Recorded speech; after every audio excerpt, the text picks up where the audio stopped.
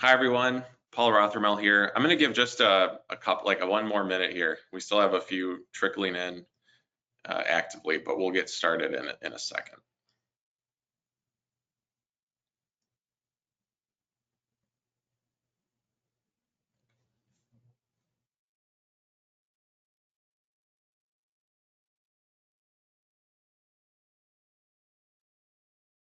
Okay, let's go ahead and get started. Hi everyone, thanks for joining. My name is Paul Rothermel. I'm an attorney at Gardner.law. Today we'll be talking about HIPAA and AI. I think most of you are very familiar with HIPAA and probably on a practical level, really experienced or familiar with AI and some of the challenges that it presents and some of the extremely exciting opportunities around that technology. So today we're going to talk about both of those and focus in on how does HIPAA and some of those considerations from a compliance standpoint intersect with some really exciting technology. So we'll be talking about that first from a what is HIPAA standpoint. We'll briefly cover that and what are the kind of critical elements for AI implementation, and then dive into some AI regulation and talk about that before doing some practical discussion about key considerations.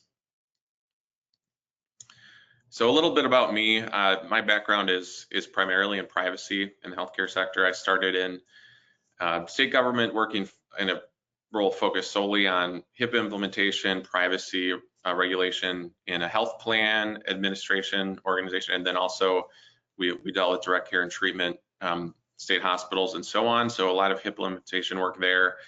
And then I pivoted to work in MedTech. So I spent several years at a medical device company doing global privacy work, focusing on clinical trials in some areas, and then also on a number of medical devices across the board of different types, connected devices, implants, and so on.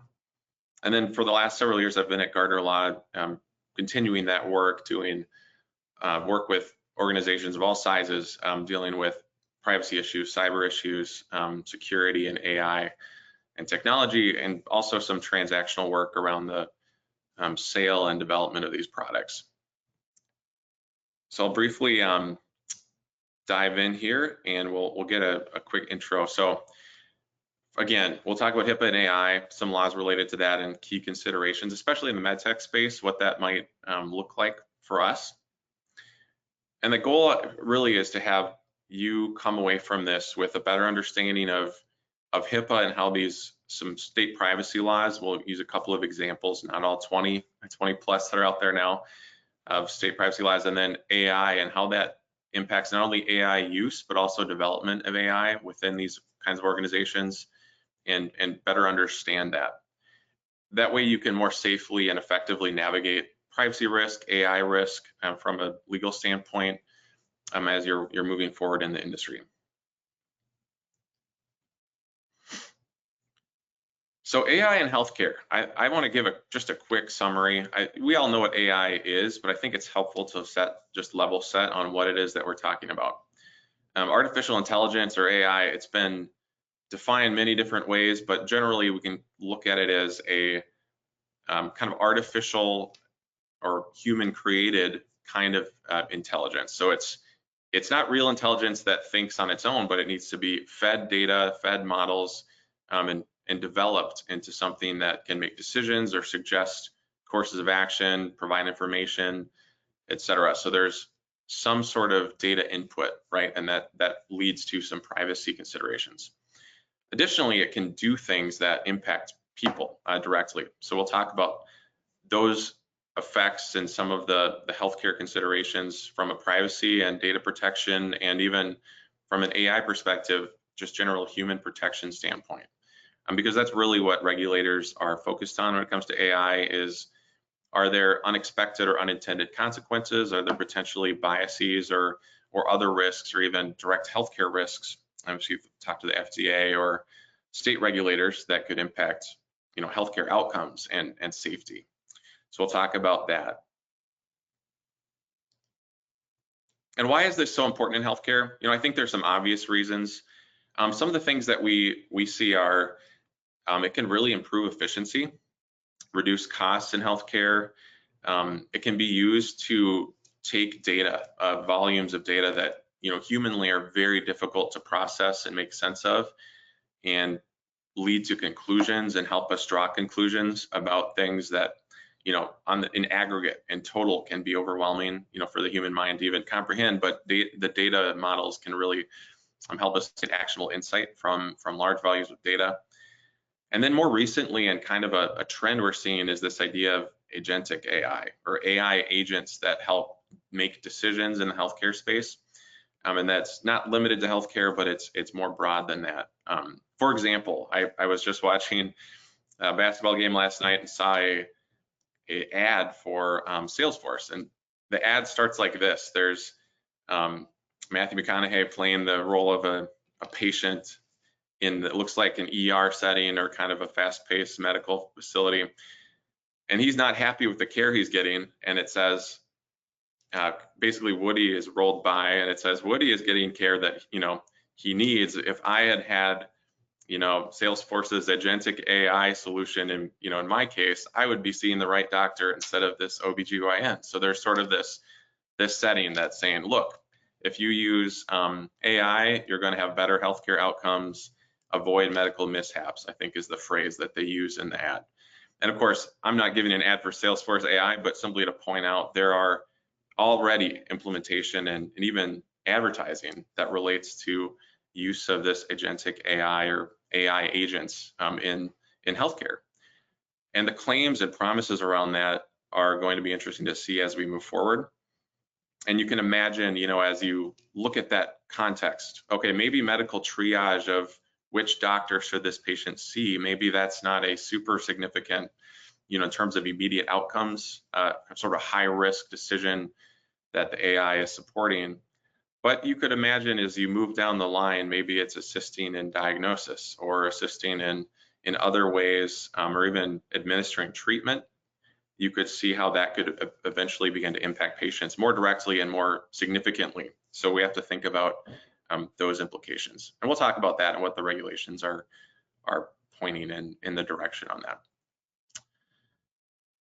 So we've talked about this, but again, AI is not a new thing in healthcare. We've been seeing machine learning models for decades, especially in the diagnostic space, as we use medical imaging and so on to help develop treatment plans and so on for, is it radiology or other imaging types of activity especially.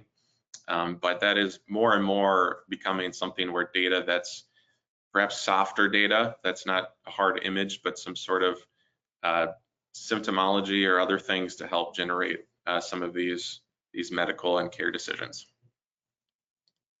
So let's start off with a brief overview. We'll talk about HIPAA, some of the state privacy laws that affect health information. And I'm going to cover both HIPAA and some of these state laws because in MedTech, we deal with HIPAA all the time, but a lot of times it's more of our customers are HIPAA covered entities, they're dealing with HIPAA, and we're dealing with something else, and that something else is often state privacy laws, or in some cases we're working with HIPAA protected information, but there's a relationship there that can be challenging to navigate. So if you're familiar with HIPAA, again, it's not exclusively about health information, on all health information. It's called the Health Insurance Portability and Accountability Act. It addresses a wide variety of privacy issues.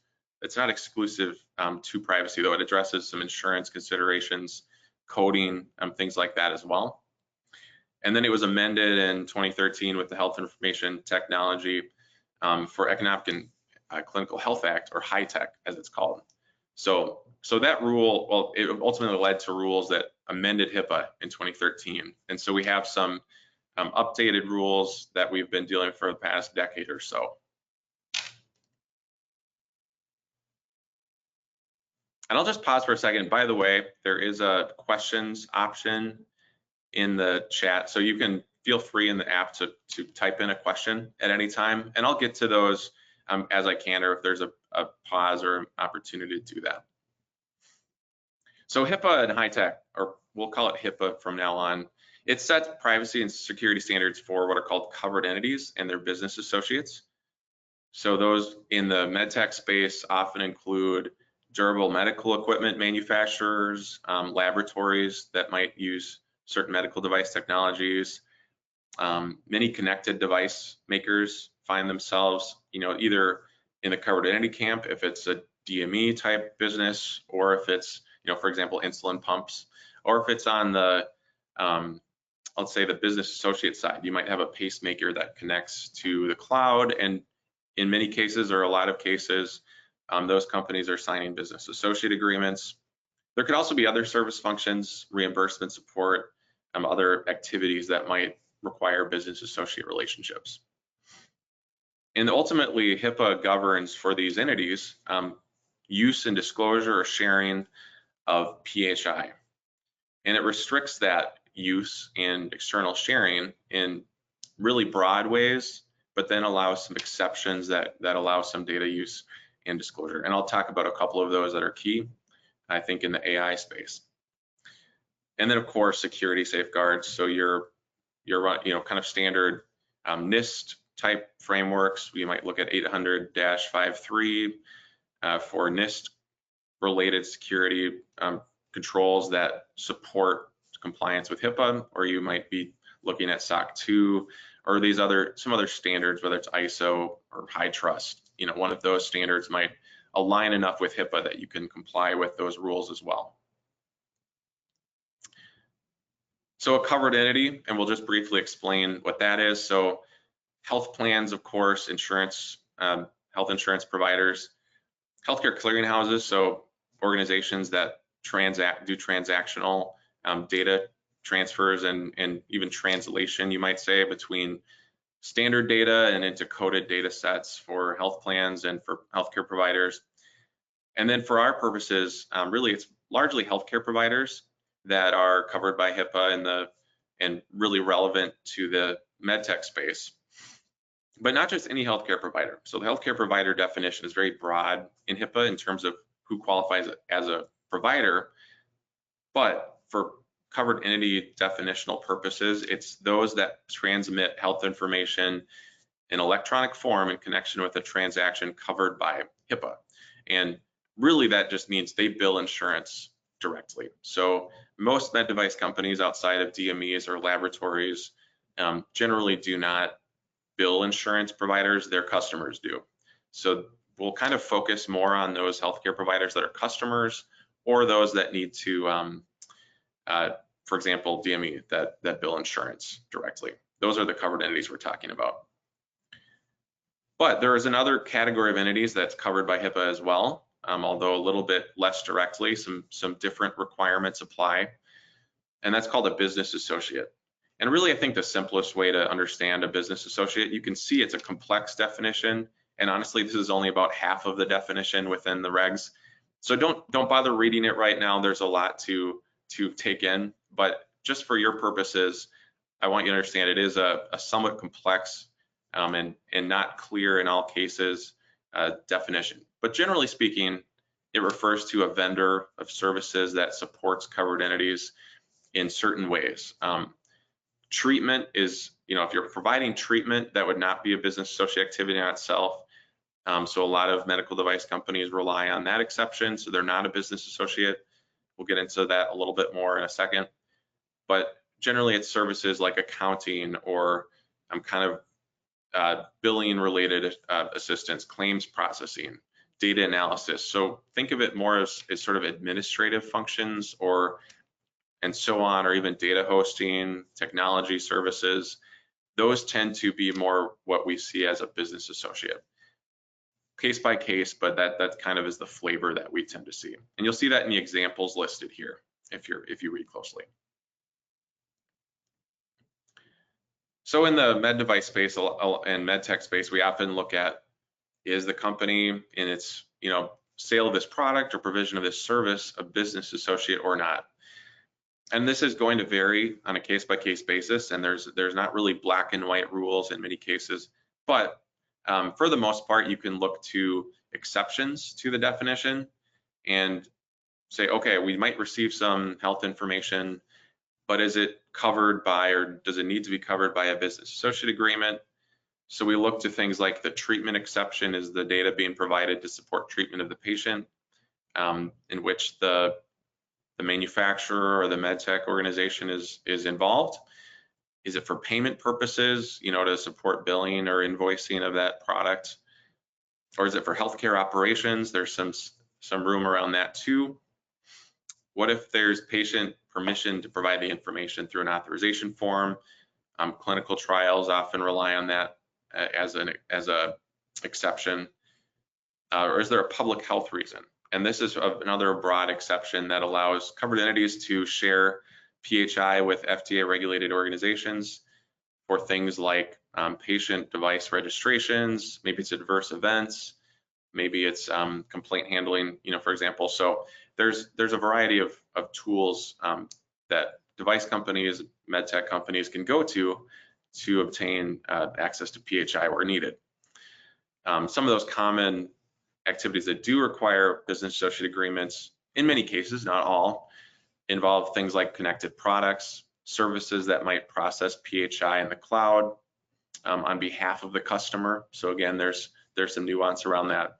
And then reimbursement or kind of product support programs, prior authorization support, those can also lead to BAAs being relevant. Another really key one, and this is especially relevant to the AI discussion, is de-identification. So PHI is regulated generally in ways that make it difficult for companies that are not covered entities to access the data and then reuse it in any way. So most of the time, a business associate agreement will not grant permission to de-identify data to the business associate. So that leaves business associates with maybe access to large volumes of data, but there may be restrictions on use. And that includes de-identification. So that's something to keep in mind if you are looking at business associate agreements. But HIPAA does not regulate PHI that's been de-identified. So that does allow for covered entities, or if they would like to, they can grant business associates this right to de-identify data. There's two different ways to de-identify PHI under HIPAA, and that's removal of these 18 identifiers, or there's this, what we call an expert determination, but essentially it's an analysis to determine if a certain data set, given certain restrictions on the data or redactions, limitations, perhaps a data set that isn't fully de-identified on the safe harbor side through the 18 identifiers removed, maybe you could get an expert to determine that that is actually de-identified. One qualifier is that the covered entity that does that de-identification can't have actual knowledge that the information would be re-identifiable, given maybe access to other data sets or combination of that data with other data sets. And then additionally and helpfully, for AI purposes, there are many state privacy laws that exempt de-identified PHI from their scope. So this is also helpful because, suppose you did de-identify a data set through HIPAA, and now it's no longer regulated by HIPAA, but imagine that a state privacy law says, well, that is restricted personal data still. Generally, that's not the case. State privacy laws do allow for exceptions to include that, well, if it's been de-identified per HIPAA and it was PHI originally, then okay, it's no longer covered by this state privacy law as well. So properly de-identified data can have a lot of application in AI, and that's a really key element. I would point out though that a lot of times, and more regularly than not, AI has some AI development requires certain identifiers, and not in all cases, but in many cases. So that isn't always a kind of panacea, but there are some things to consider around that.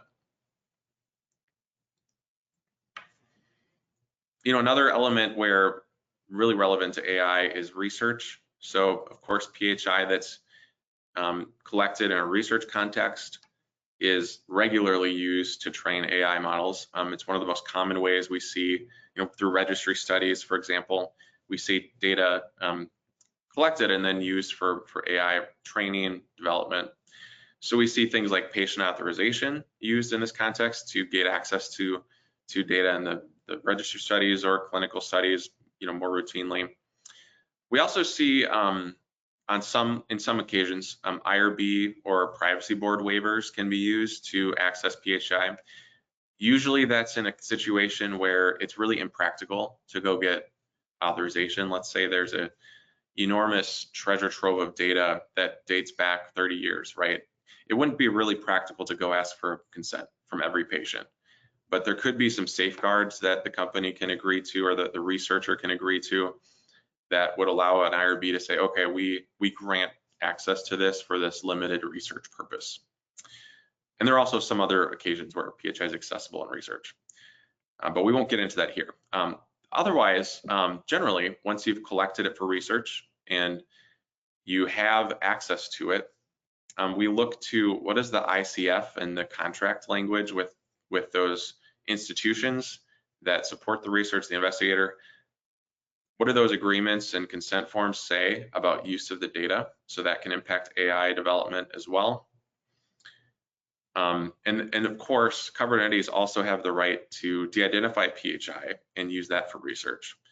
So we might see limited data sets, for example, used for research activities, which could then lead to AI development as well. There's another way that PHI can be used internally at organizations that are covered entities, and that's through use and disclosure for what are called healthcare operations. And I won't get into the full definition. Again, it's a very long definition and covers a lot of ground, but generally speaking, it covers things like internal quality improvement activities, training of healthcare professionals or other staff, auditing the organization, coordinating care, so scheduling, identifying which healthcare providers are available, things like that can be uses of PHI internally. Non-research activities that do involve things like outcomes evaluation, cost of care analysis, case management, and so on. There's a lot of activities that fall under that. So with appropriate safeguards, you could see that AI tools could be used by covered entities internally to, for example, triage care or identify which providers are available at different times, schedule patients. You could have a lot of uses internally where AI would be supportive of that activity and could use PHI to accomplish those activities.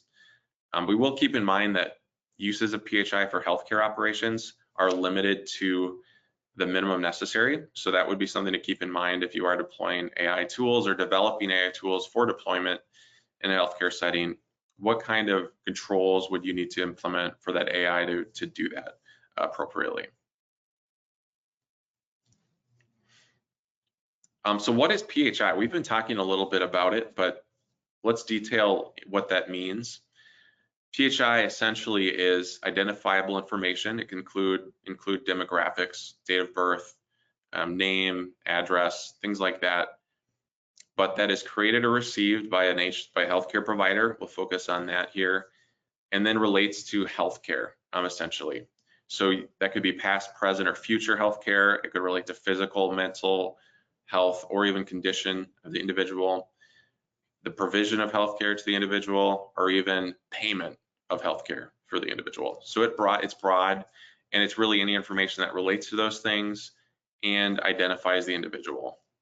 Or it could even lead to reasonably identification of the individual. So things like initials of an individual or so on could be included. It doesn't include things like employment records, educational records, etc. There's some exceptions to that.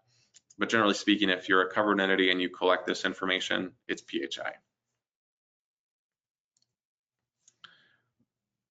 Outside of HIPAA, there are other laws that also address personal information definitions. And I won't go deep into this, but just suffice it to say that in California, in 20 of these other states or so that also have privacy laws, personal information is also protected. Generally, these exempt PHI. So if you're a covered entity handling PHI or a business associate handling PHI, there isn't direct overlap for the most part, but you do have to evaluate what is it that you're handling to some extent and understand different rules may apply based on which law that the data falls under. Here's another example of a state law that addresses in this case, healthcare, consumer privacy. And again, it's focused on health information that is linked or reasonably linkable, or you could say identifiable, to a particular consumer or individual. And it relates to their healthcare, their health status. And again, you'll see an exemption here for PHI that's covered by HIPAA. So there are, generally speaking, there's exemptions in these state laws for PHI, which again leads to that dichotomy of what data are we handling and which privacy laws do we have to address. I think it's important to note these though, because HIPAA is not comprehensive in covering all health data that's processed in the US.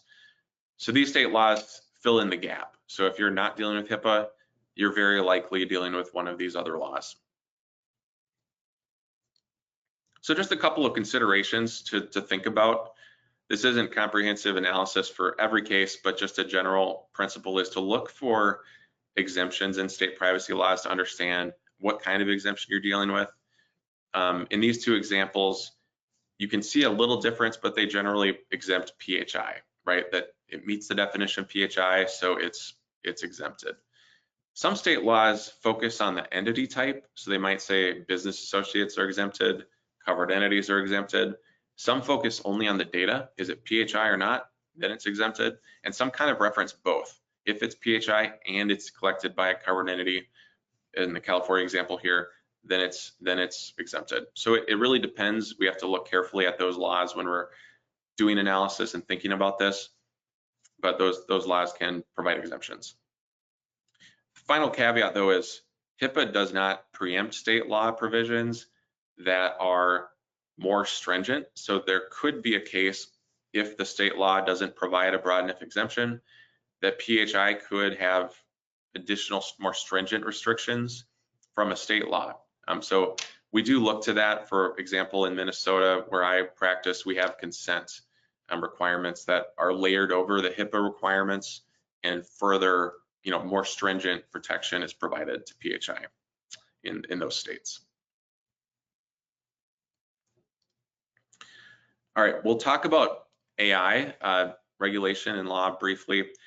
The reason I say briefly is there is not a lot of AI legislation that's been passed. There is a lot being considered, but we'll focus on a couple of examples where we do have existing law and discuss how does that relate to the healthcare technology space, and get some idea of what that looks like before we dive into some considerations for you. All right, I do see we might have some questions here too. Maybe a good opportunity to look at those. If I can actually select the panel here. Yeah, actually, I'm not seeing the questions, Charlie. Maybe you'll have to send those to me in the chat. They're not showing up. Here we go. All right, I see one question here. You said may be subject to HIPAA. I think that was earlier in reference to a BAA. So we discussed earlier how PHI, could be subject to a BAA in some cases. So the reason I say may, and I'm not being definitive, is that business associate relationships are not always black and white in terms of the MedTech space. There are certainly some activities where both the covered entity, the customer, and the manufacturer look at this and determine there's definitely a business associate relationship. We need an agreement to cover this. But there's other cases where it's not so clear.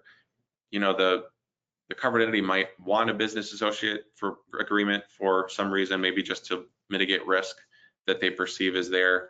And the manufacturer might look at that same relationship and say, look, this is information we receive to support safety and effectiveness of our device, or to support the treatment of the patient using the device.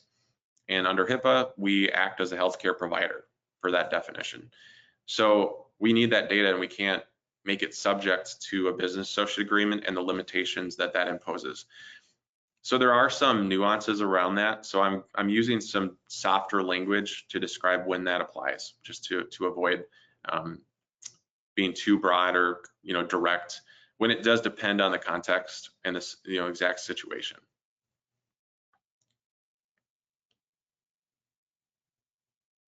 And I see this other question. I think I'll save this one for near the end because we'll talk about some. It relates to AI. So let's get into the AI regulations here, and then we'll address this next question. So briefly, just to talk about what is it that's driving regulation of AI in the US. During the Biden administration, we saw some movement towards AI regulation that was more focused on preventing potential harms of AI generally, even harms that we maybe hadn't seen come to fruition fully, but were anticipated. That shift, there's been a shift in the recent administration to kind of push away from putting any potential barriers or restrictions on AI development at the federal level. So we have this executive order that's entitled Removing Barriers to American Leadership in AI. And that really coincides with both an executive branch and a legislative branch, and kind of concern about if we start regulating AI too strictly, it'll limit the ability to innovate. So we're not seeing a lot of traction around totally limiting AI, especially at the federal level. So while there are some movements that we're seeing, for example, the AI Safety Institute at NIST, where standards for AI are being developed, and we even have some AI standards from NIST already that we can look to for frameworks, ways to evaluate AI internally. Those are not law at this point at the federal level. So we have more flexibility. That differs from, for example, Europe, where we have the EU AI Act that's been already started to implement and has a pretty broad framework and some aggressive law around how to develop AI properly, how to ensure documentation around that is appropriate, and even requires some approvals for certain types of AI systems. And that does overlap with the MedTech and medical device regulation there some, but isn't totally addressed by addressing, say, MDR, for example. So we're not really there yet with that at the federal level. And so we have to kind of look to some state laws and some European legislation to get a sense of maybe the more restrictive AI regulations that might be coming or are already here in some cases. What we do see more of, though, is this generative AI law that, say, Utah and California passed. So we'll talk briefly about those, but we're really going to focus more on the Colorado AI systems law here.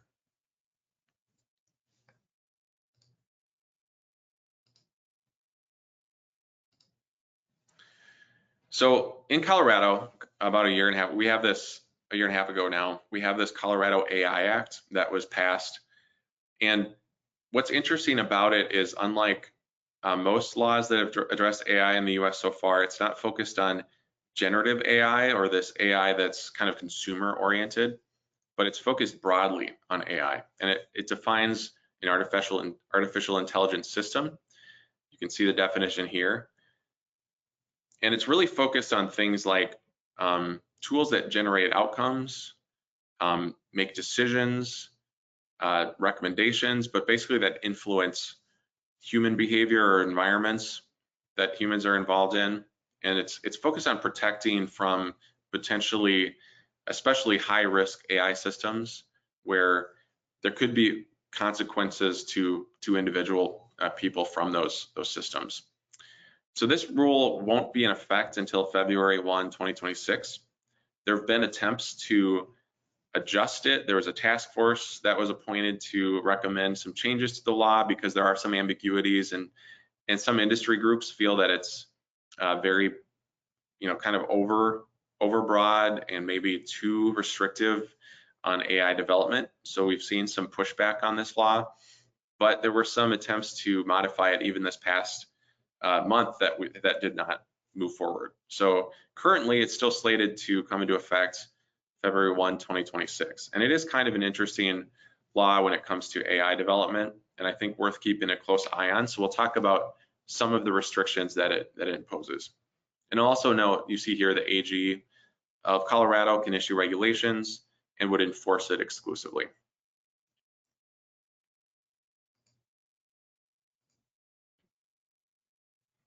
So as noted on the last slide, these high-risk artificial intelligence systems are those that are the focus really of some of the more restrictive parts of the law. And one of the key elements here of this definition is when an AI system makes or is a substantial factor in making, quote, a consequential decision. Now, we don't really know what exactly that means. So right now, we can imagine, we can think of examples, but there isn't a clear definition for that. That's one of the things that industry and that the task force appointed to look at this law noted. This isn't a clearly defined term, so that could lead to some ambiguity in which systems are high risk. But we do have some exemptions, so we can point those out. They relate to healthcare and MedTech.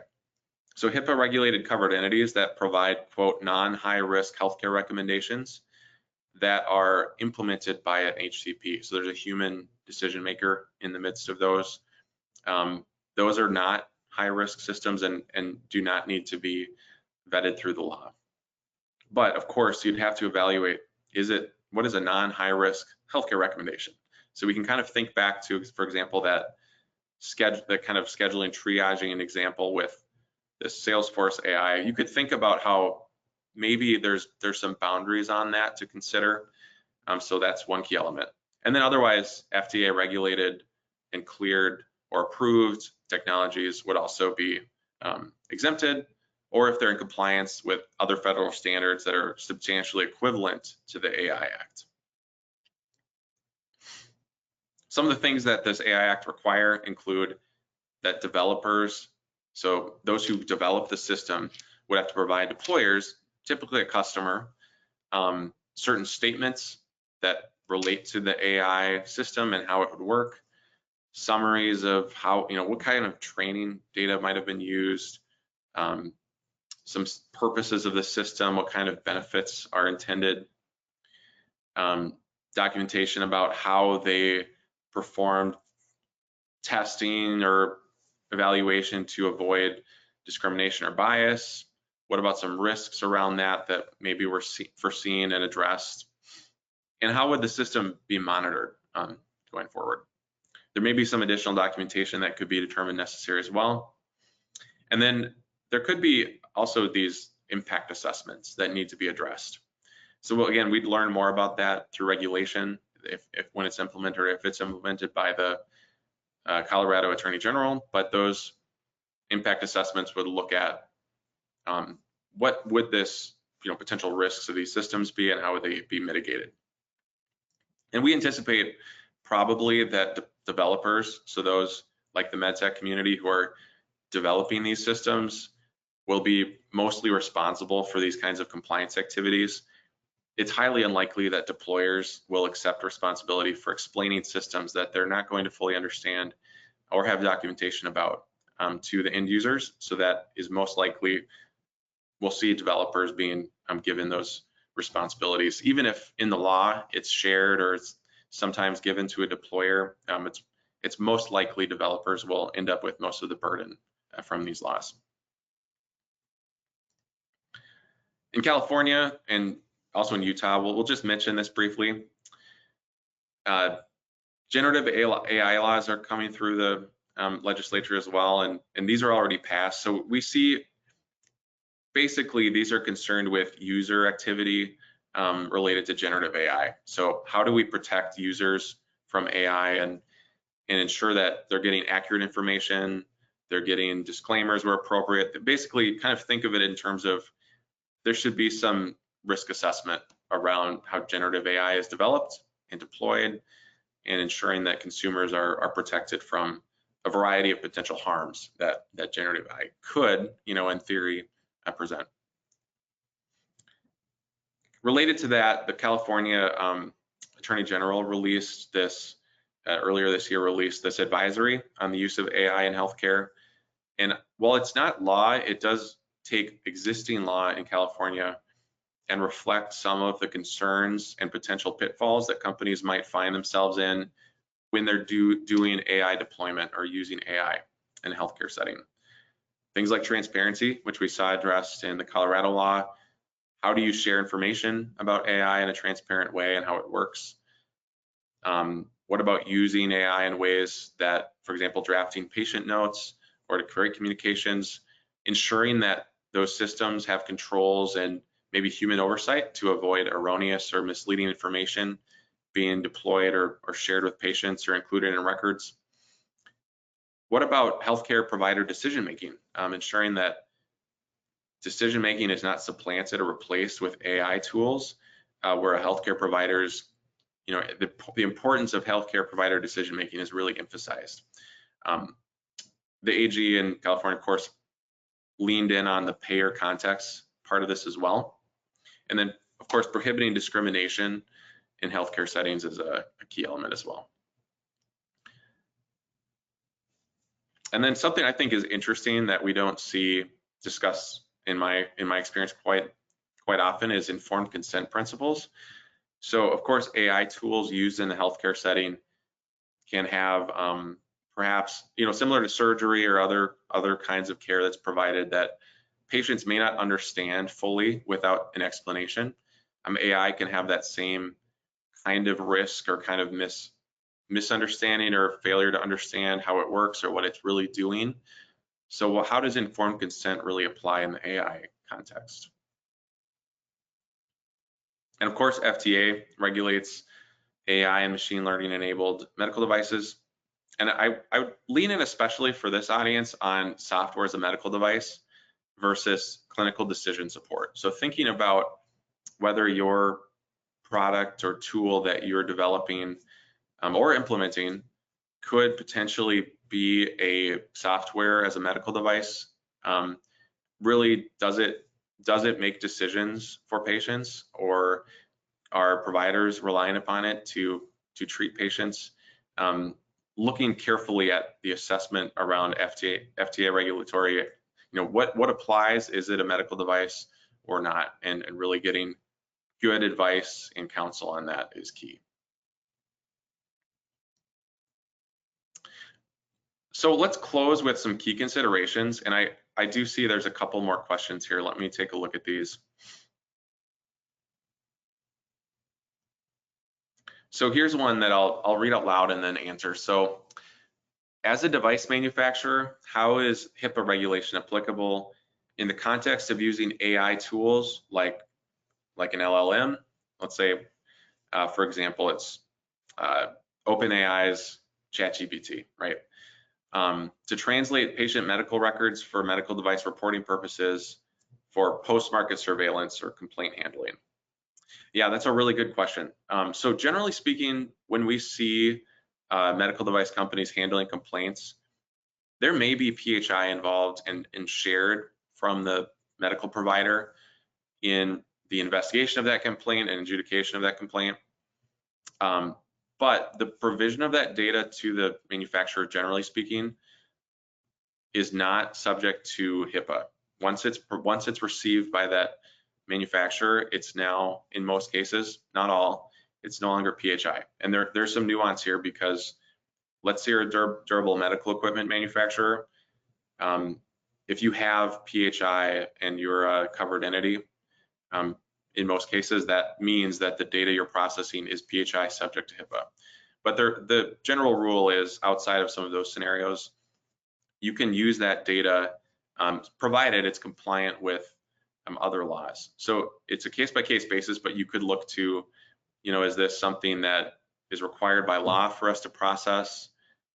Do we have the right controls in place with any vendors involved? So if it is ChatGPT, is it an enterprise account that assures privacy, confidentiality of that information? If there is any PHI involved, is there other controls in place? So we'll talk about some of those when it relates to vendors and use of these tools. But generally speaking, you could, but with the right safeguards.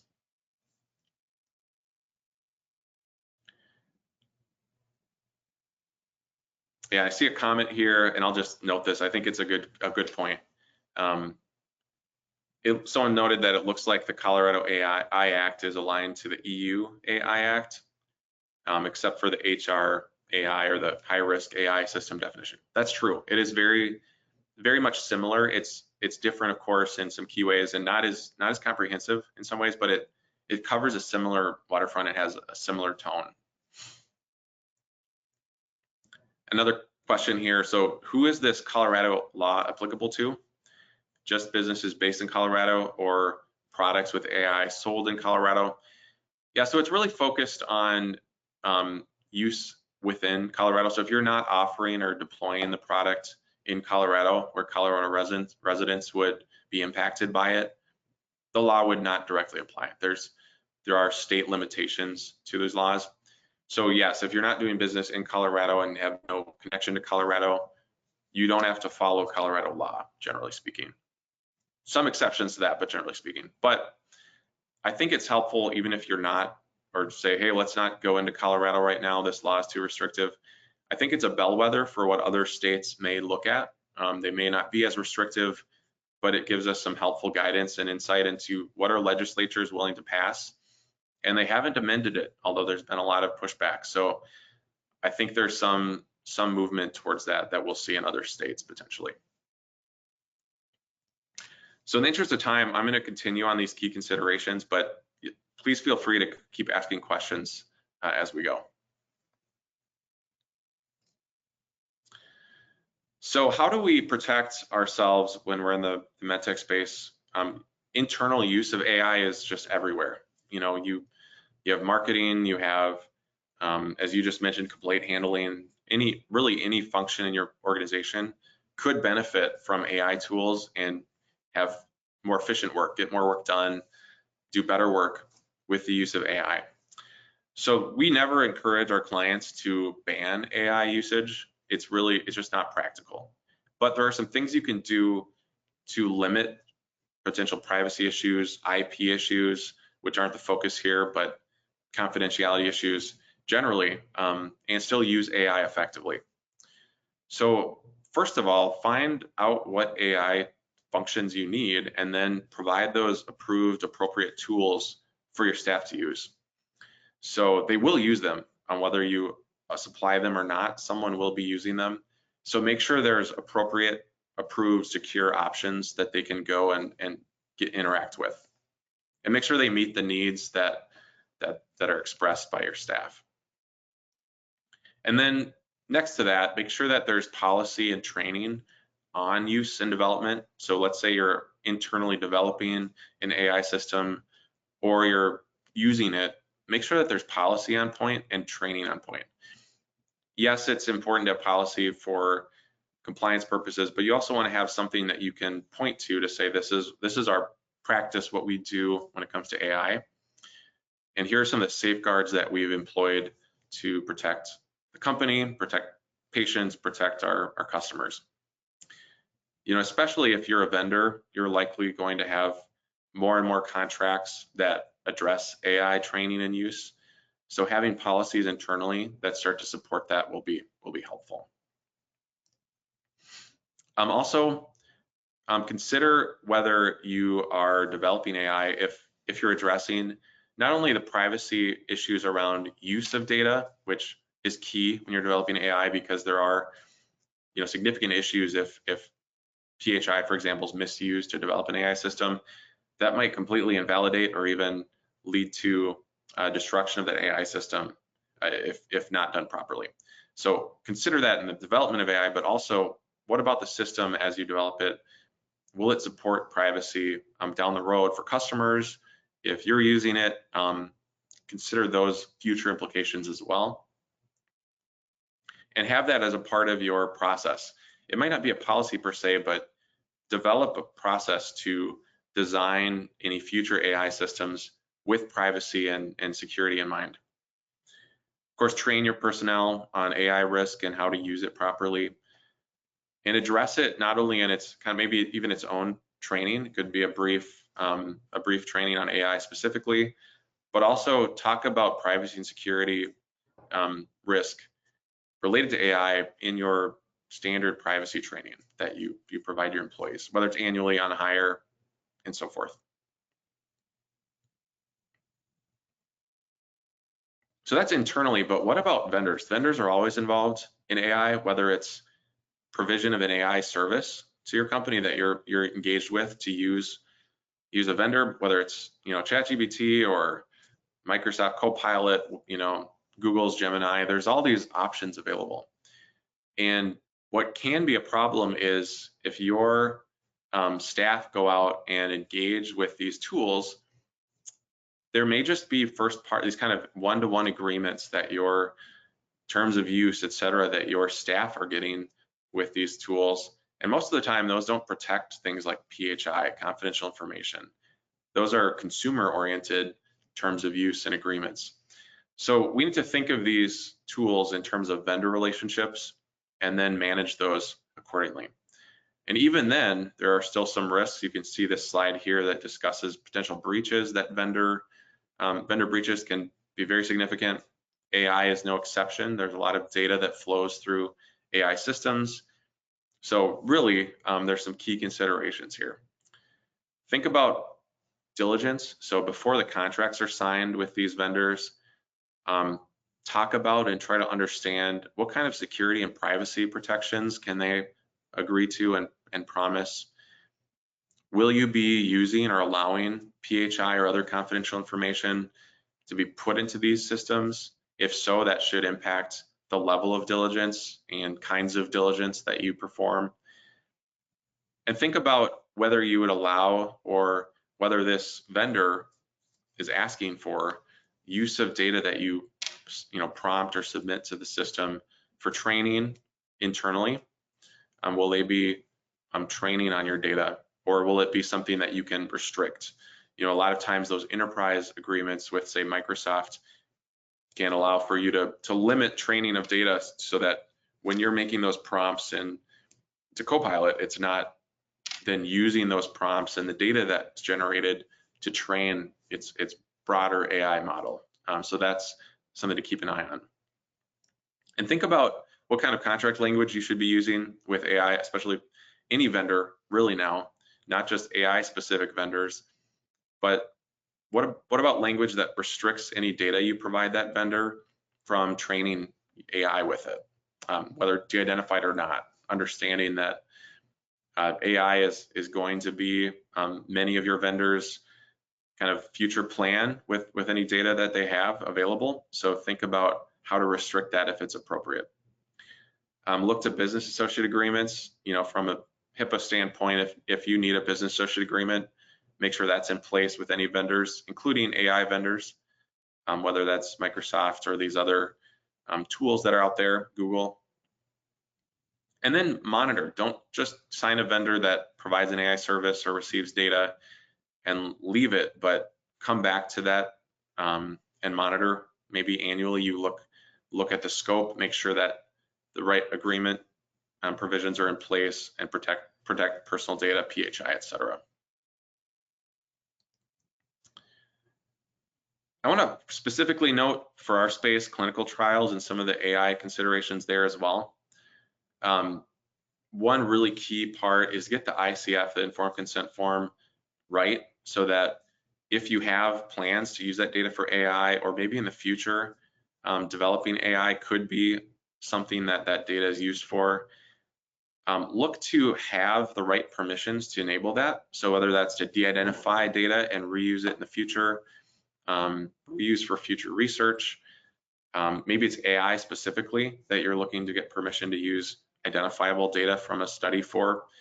Evaluate that up front and get that consent form to enable those things so that you're not down the road having issues either internally or with the strategic who's asking questions you can't adequately address. And then avoid, similarly to the vendor management issue, look to contract language, think about AI and how that might be utilized. What about the data flow, specifically with clinical trial vendors? Are there data flow elements that could be a risk to the company, or offshoring of data, which is more and more restriction in the healthcare space? And don't forget the trial master file. There's plenty of data there, whether it's even if it's not PHI or health information, that could be fed into an AI system and used in ways that are just not relevant or appropriate, potentially by that, let's say it's ChatGPT or some other provider, DeepSeek. One of these tools could be used to process that kind of information. So try to think about those restrictions you might want to place on data use in your agreements up front. Some considerations for AI system development, just generally. So AI training, do you have a data set that can be used for AI training appropriately? There may be contractual limitations. We've got many, clients, for example, that have business associate agreements in place that do restrict use of de-identification and use of PHI. So think about those limitations that might be in place. What about HIPAA or other privacy laws that restrict use of data? Consumer expectations.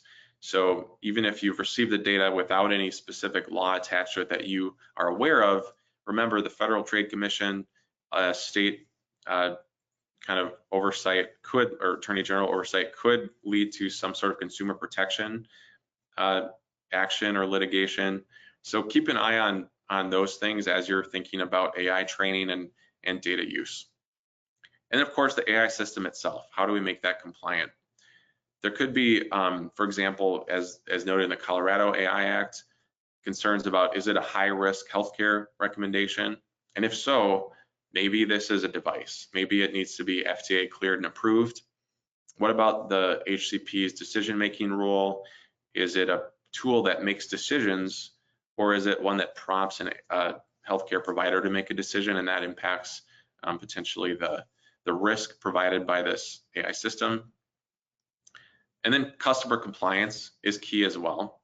So does your system use PHI if it's deployed by a customer that is a covered entity? Does it use PHI in a way that's appropriate and compliant? So is it using the minimum necessary? Is it accessing information appropriately and sharing it appropriately? What if let's say you had a PHI system that responded to patient requests for access to their records? Does it adequately handle that process, or could you potentially have a breach if it doesn't properly do so? So prepare your systems with those kinds of considerations in mind based on the use case. And then of course, think about what kind of information, whether it's from an FDA perspective, a state law perspective, or even a general potential risk to the consumer or to the patient risk. Key information about the system should be shared where appropriate with deployers, the customers, and patients. So you don't have this black box that doesn't have any safety information or how to use this properly. That's a really critical part, of course, of FDA regulated products.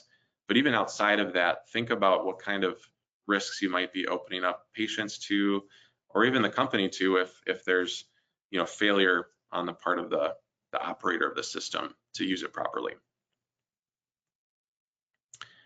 And then I'll close with this. So more and more we're seeing this excitement and focus on agentic AI, or really it's kind of an automated decision-making tool that moves beyond prompts that provide information like a generative AI system.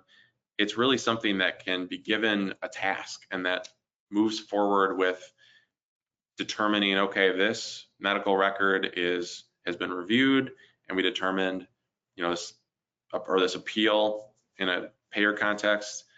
Well, you could make a determination through AI that, there's medical necessity or not. You can evaluate a patient record to provide a diagnosis. Once you get down into that road, you start seeing more of an agentic AI system. So important to note that there are certain laws that offer individual rights, opt-out rights, for example, that allow them to step away from automated decision-making.